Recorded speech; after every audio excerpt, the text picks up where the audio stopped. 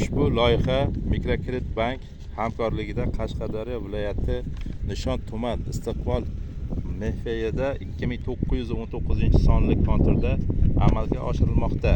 Bu yerda tarvuz ekilgan. Maydoni eni 335 metr, bo'yi esa 300 metrdan tashkil topgan. Jami 10 gektarni tashkil qiladi. Bu yerdagi ekinlar zamonaviy usullar bilan parvarishlanmoqda. Hozirda ekinlar ekilgan.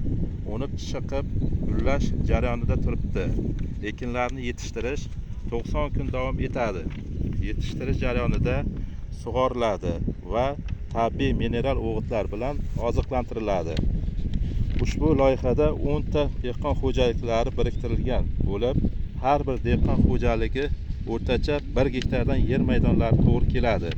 Loyihani samarali amalga oshirish uchun lider tadbirkor, ya'ni Miraziz Istiqbol agro ishlab chiqarish kooperativi biriktirilgan.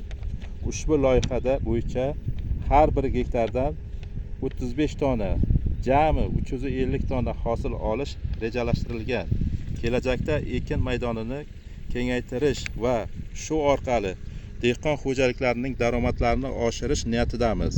Kelgusida o'rniga takroriy ekin ekish uchun sabzi mahsulotlarini ekish rejalashtirilmoqda.